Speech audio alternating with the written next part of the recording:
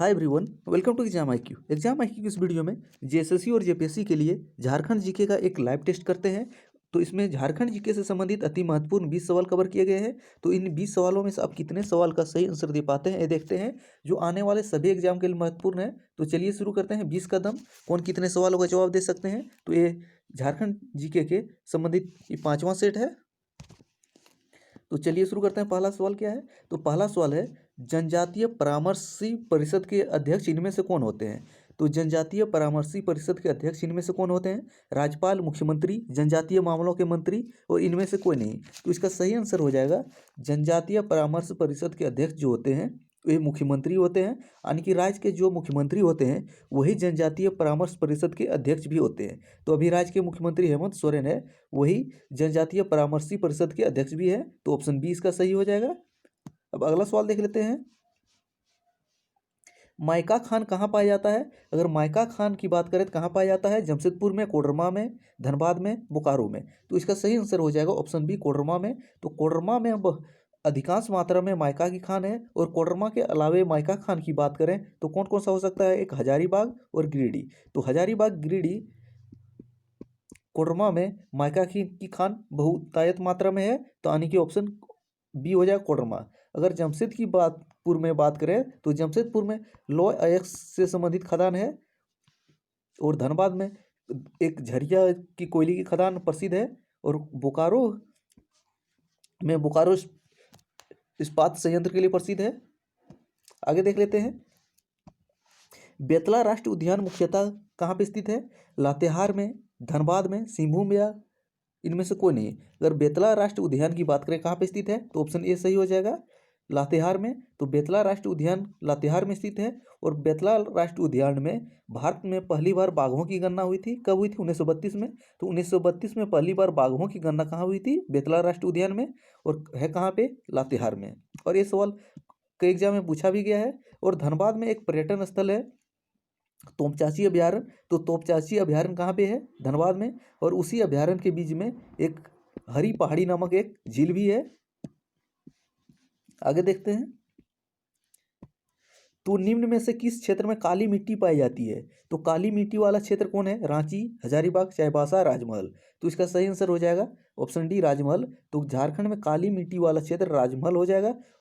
और राजमहल जो है झारखंड के किस जिले में पड़ता है ये भी जान लीजिए। तो झारखंड के साहिबगंज जिले में राजमहल का क्षेत्र आता है। यानी कि ऑप्शन डी इसका सही हो जाएगा। आगे देख लेते हैं। सन 1914 में कौन सा आंदोलन हुआ था? तो 1914 में कौन सा आंदोलन हुआ था ये पूछा गया है। मुंडा आंदोलन, खेरवार आंदोलन, तमाड़ विद्रोह या टाना भगत आंदोलन। तो इसका सही आंसर हो जाएगा टाना भगत आंदोलन। तो 1914 में टाना भगत आंदोलन हुआ था। और किसके द्वारा चला गया था? टाना भगतों के द्वारा। इसके प्रमुख नेता कौन थे? जतरा उरांव आतो जतरा भगत। आपको बताना है खरवार विद्रोह कब हुआ था, कमेंट करके बताना है। खरवार विद्रोह भागीरथ मांझी के नेतृत्व में हुआ था। अच्छा, इसका आंसर बता देते हैं, 1874 में हुआ था। और मुंडा विद्रोह कब हुआ था ये तो सबको जानते हैं, इसका बता 1899 1900 में मुंडा विद्रोह हुआ था। आगे देख लेते हैं। झारखंड का सबसे पश्चिमी जिला कौन सा है? तो झारखंड के सबसे पश्चिमी जिले की बात करें तो कौन सा है? गढ़वा, लातेहार, गुमला, सिमडेगा। तो सही आंसर क्या हो जाएगा? तो झारखंड के सबसे पश्चिमी जिले की बात करें तो ऑप्शन ए हो जाएगा, गढ़वा। गढ़वा जो है झारखंड की सबसे पश्चिमी जिला है। और गढ़वा झारखंड एकमात्र राज्य जिला है जिसकी सीमा उत्तर प्रदेश से लगती है। तो उत्तर प्रदेश से लगने वाली राज्य जिला कौन है? गढ़वा। तो यानी कि पश्चिमी जिला सबसे कौन है? गढ़वा, झारखंड का। और ये सवाल जेएसएससी में पूछा भी गया है। झूमर, पाइका, नटुआ तथा अग्नि सभी किस प्रकार क्या क्या के प्रकार हैं? तो झूमर, पाइका, नटुआ गीत का प्रकार है, भाषा का प्रकार है, नृत्य का प्रकार है या तो लिपियों के प्रकार हैं। झूमर, पाइका, नटुआ जो है तथा अग्नि जो है नृत्य का प्रकार है। ऑप्शन सी सही हो जाएगा। झूमर, पाइका, नटुआ यानी कि डांस का प्रकार है झारखंड के। ऑप्शन सी इसका सही हो जाएगा। आगे देख लेते हैं। तो निम्न में से कौन से जिला से कर्क रेखा गुजरती है? तो झारखंड में कर्क रेखा गुजरती है, जानते हैं। तो झारखंड के कौन से जिले से कर्क रेखा गुजरती है? तो इसका सही आंसर क्या होगा? तो झारखंड के पलामू, खूंटी, धनबाद, रांची। तो इनमें से किससे गुजरती है? तो ऑप्शन डी इसका सही हो जाएगा। तो रांची से कर्क रेखा गुजरती है, और कर्क रेखा भारत के कितने राज्यों से होकर गुजरती है? 8 राज्यों से। तो कर्क रेखा जो भारत के 8 राज्यों से होकर गुजरती है, और कर्क रेखा भारत को लगभग 2 बराबर भागों में बांटती है। लगभग, पूरी तरह नहीं, लगभग 2 बराबर भागों में बांटने वाली रेखा भारत को कौन कौन सा है? कर्क रेखा। आगे देख लेते हैं।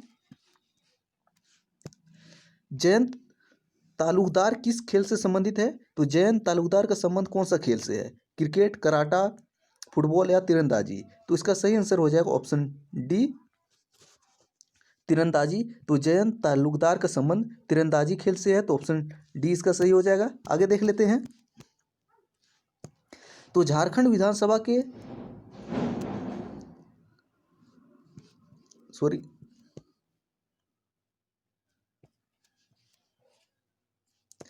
हाँ, तो आपको बताना है झारखंड विधानसभा के नवीनतम प्रोटेम स्पीकर कौन थे? तो झारखंड विधानसभा के प्रोटेम स्पीकर कौन थे? इनमें से थे या ऑप्शन ई कोई दूसरा थे? आपको बताना है, ये आपके लिए है, क्योंकि अब जो हाल फिलहाल में झारखंड विधानसभा चुनाव हुआ था, 1 साल तकरीबन होने को चला, तो इसके प्रोटेम स्पीकर कौन थे ये बताना है आपको कमेंट करके। आगे देख लेते हैं। तो ग्राम पंचायत के एक सदस्य का निर्वाचन कितनी जनसंख्या के आधार पर किया जाता है? तो ग्राम पंचायत के एक सदस्य का निर्वाचन कितनी जनसंख्या के आधार पर किया जाता है? 1000, 100, 5000, 500? तो इसका सही आंसर क्या हो जाएगा? 500। और ये सवाल JSSC SIM में पूछा गया है। तो ग्राम पंचायत के एक सदस्य का निर्वाचन 500 की जनसंख्या पर ग्राम पंचायत का एक सदस्य होता है, यानी कि ऑप्शन डी इसका सही हो जाएगा। आगे देख लेते हैं। ग्राम सभा के सदस्य कौन होते हैं? ग्राम सभा के सदस्य क्या के बारे में कुछ ऑप्शन दिया हुआ है, देखते हैं। तो सभी ग्रामीण होते हैं, सभी ग्रामीण मतदाता होते हैं, गांव के केवल पुरुष सदस्य होते हैं, 18 वर्ष एवं उससे अधिक उम्र के सभी व्यक्ति होते हैं। तो ग्राम सभा के सदस्य कौन होते हैं? तो उसका सही सेटिस्फाई ऑप्शन कौन सा हो जाएगा? तो सभी ग्रामीण होते हैं, या सभी ग्रामीण मतदाता होते हैं। तो कंफ्यूज नहीं करना है।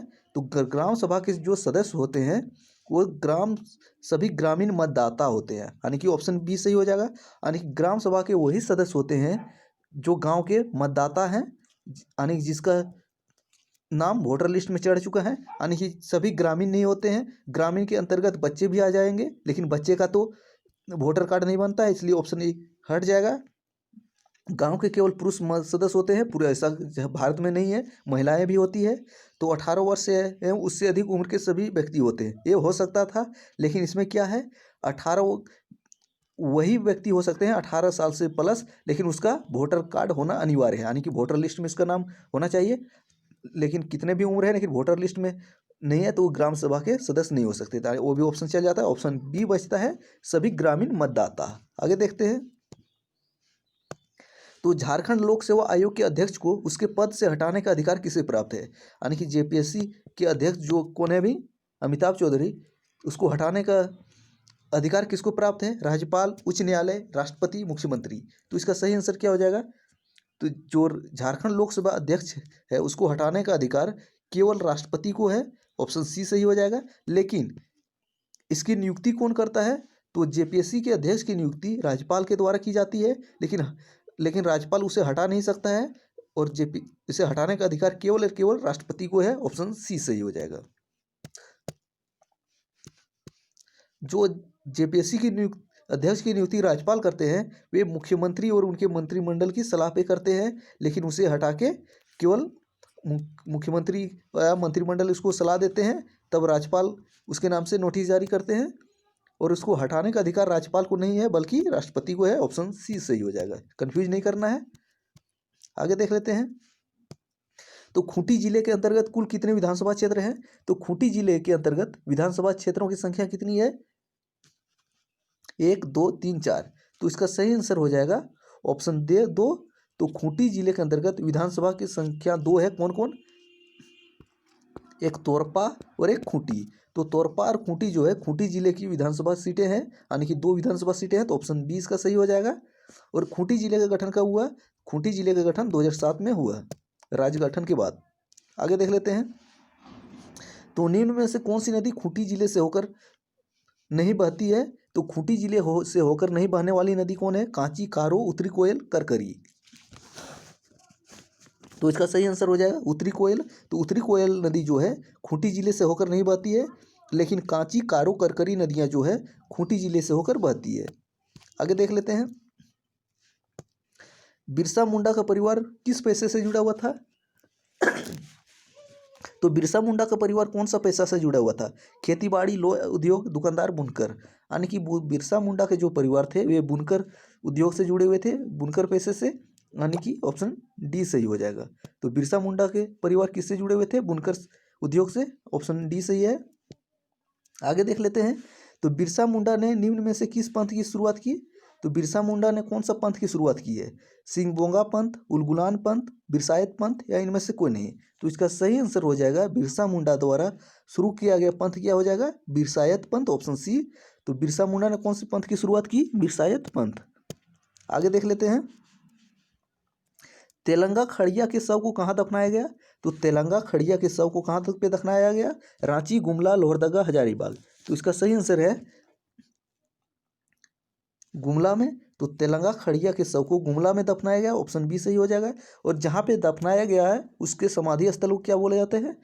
वही आगे सवाल है। तो तेलंगा खड़िया के समाधि स्थल को क्या कहा जाता है? खड़िया चौक, तेलंगा टोपा टाण, या तेलंगा स्थल?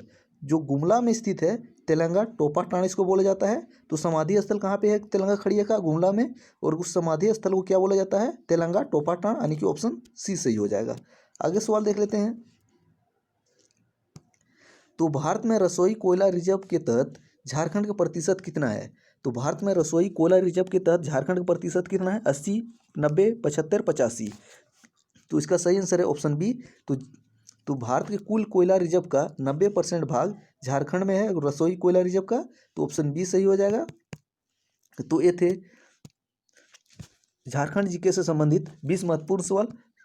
तो इसमें 20 सवालों में से आप कितने सवाल का सही आंसर दे पाए आप कमेंट करके बताइए। थैंक्स फॉर वॉचिंग, मिलते हैं अगले वीडियो में।